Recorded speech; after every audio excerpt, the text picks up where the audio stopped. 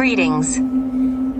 Before we get started with this week's episode, we at Stray Cat want to send good wishes and luck to the people of Ukraine for a successful conclusion of their current crises. My women warriors are already on the road to Moscow to kick some donkey. Hang in there, Ukraine. So, okay. Come and ride along with Hawkeye and Jeannie on a trip visiting cities, communities, villages, towns, ghost towns, internment camps, Bishop, California, and some other historical places of interest to determine what is really going on during the aftermath of the COVID-19 pandemic. Hawkeye and Jeannie are a couple of purveyors who are still having fun and checking things out. Then they publish these videos on YouTube for you to check out. How about that? I am the host of Hawkeye's Tales and Trails, warrior woman, Califia.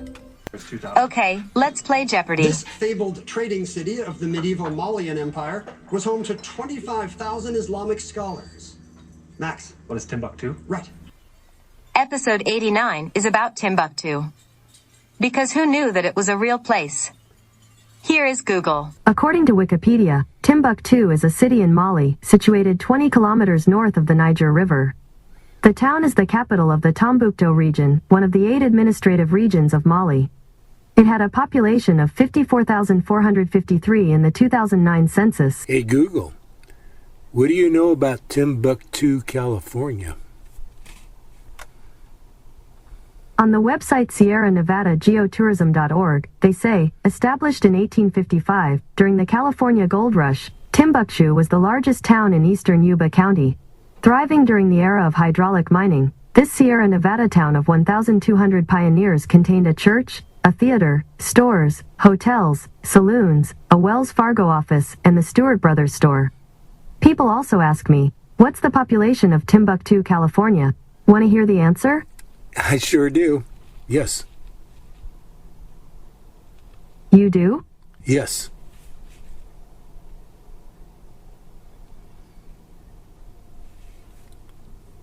Hey Google, what is the population of Timbuctoo, California? On the website theguardian.com, they say, there are 1,200 assigned for Timbuctoo alone, for a population now estimated at less than 15,000.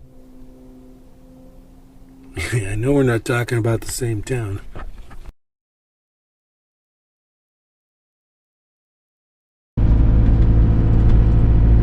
This road here is Timbuctoo Place.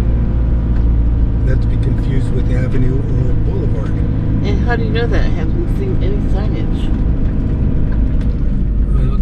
According to Waze. Ways, okay. Yeah, according to Waze, we still got a mile to go to get there. I see.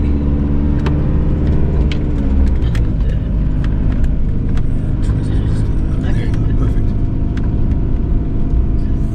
Timbuctoo is an unincorporated community at an elevation of 397 feet in Yuba County, California. It lies northwest of Smartsville, or is that Smartville? Timbuctoo was once the largest town in eastern Yuba County. Situated strategically on the Yuba River near its gold-bearing sandbars, yet perched high enough into the river's surrounding hills to escape flood risk, the town enjoyed its heyday in the 1850s. Founded by the gold miners working the nearby river placer deposits, the town enjoyed further success with the introduction of hydraulic mining in 1854. Unlike many of the mining camps that amounted to little more than tent shanty towns, the wealth flowing from Timbuctoo allowed for the construction of permanent buildings of wood and brick. Aside from the usual stores and businesses, the town's amenities included a Wells Fargo office, saloons, a church, hotels, and a theater. The town was founded in 1855. A post office opened in 1858. Legend has it that the unusual name was coined by an African-American miner who panned in the area. He was said to have been from the region of Timbuctoo, in Mali, although it is unclear whether or not the town was named by him or after him. It's also possible that it was named for one of 2 other older towns of the same name in New York and New Jersey, by or for gold rush immigrants from one of those places. Hydraulic mining benefited California in 3 ways. It filled the state coffers, lined the pockets of mining corporations and fueled the boom of the mountain mining towns. Downstream, it was another story. Tons of sediment and detritus from the mining operations destroyed farmland and riparian land. It also changed the course of rivers in the Sacramento Valley. Once out of the steep slopes of the hills and mountains, the river water in the valley ran slower, allowing the debris to settle.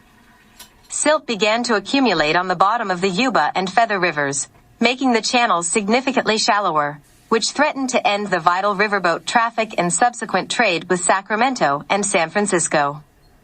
Citizens of the downstream towns and cities such as Marysville became alarmed at the increased risk of flooding the shoaling of the rivers presented.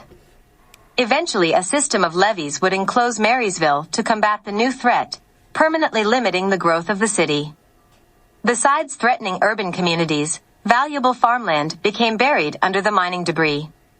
Farmers began to see more frequent and devastating flood losses, and soon a legal battle erupted to stop hydraulic mining once and for all. Today, they call it fracking. Ruling in favor of the farmers, the United States District Court in San Francisco effectively put an end to hydraulic mining in 1884. By the time the United States Congress passed an act allowing hydraulic mining to recommence, albeit only after sediment retention dams were erected, it was too late. It was 1893, the glory days when a single miner could make his fortune, or at least support himself with pick and pan, were gone. The hydraulic mining companies had seen their flume infrastructure washed away in a severe flood in 1891, and now were limited in where they could resume.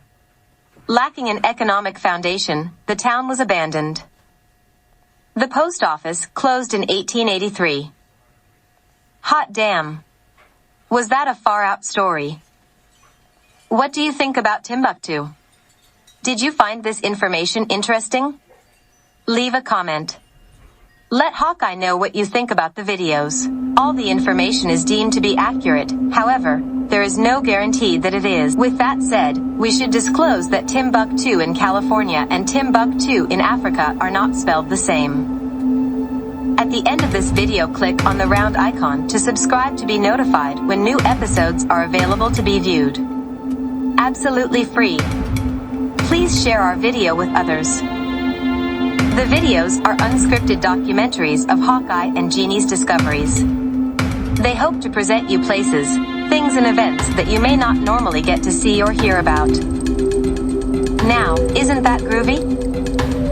It is my recommendation that if you are new to Hawkeye's Tales and Trails, start with episode 1.